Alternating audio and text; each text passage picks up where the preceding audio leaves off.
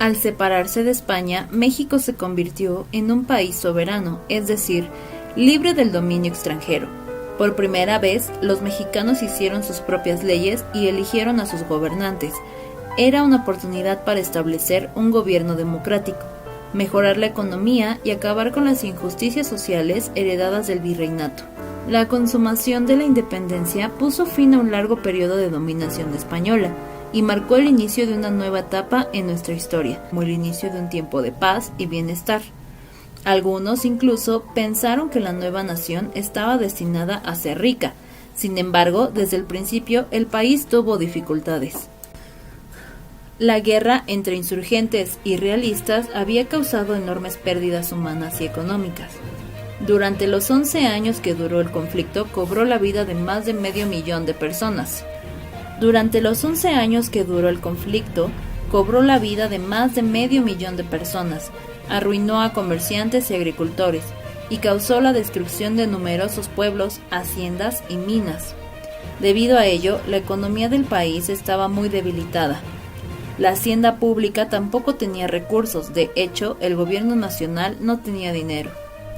Esta situación económica se sumó a otros graves problemas que había surgido desde los tiempos de la dominación española. México era un país muy grande y estaba muy mal comunicado. Los caminos se hallaban en malas condiciones y abundaban los bandidos, lo cual dificultaba mucho el transporte de carga y de pasajeros. Después de la independencia, la producción agropecuaria y la explotación minera disminuyeron en relación con las últimas décadas del periodo virreinal. Muchos campesinos producían solo sus propios alimentos.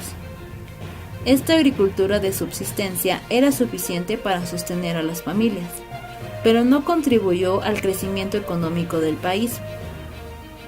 La disminución de la actividad económica afectó seriamente los ingresos del gobierno. Asimismo, debido a la desorganización, no existía una eficiente recaudación de impuestos, y para pagar sus gastos, el gobierno se endeudó con prestamistas particulares y bancos extranjeros, lo cual generó graves problemas financieros y políticos. Por otro lado, la sociedad estaba dividida, pues gran parte de la población era pobre, mientras que una minoría disfrutaba de abundantes riquezas. Más de la mitad de la población era indígena y padecía los abusos y la discriminación de otros grupos sociales.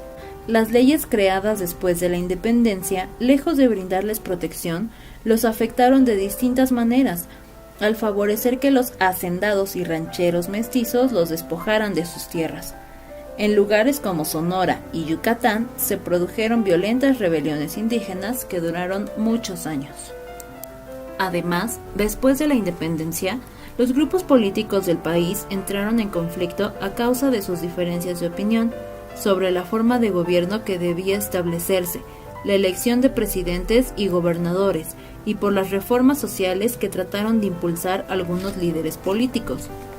Como resultado de los desacuerdos, las primeras décadas de vida independiente se caracterizaron por la desorganización del gobierno, la guerra civil, la incapacidad para resolver los problemas económicos y la falta de unidad, que impidieron enfrentar con éxito las intervenciones extranjeras. Para mediados del siglo XIX, los ideales y proyectos de los impulsores de la independencia se hallaban en crisis. ¿El México independiente era más próspero y más justo que el antiguo virreinato? ¿Valió la pena separarse de España? Mucha gente de aquella época se hacía estas y otras preguntas.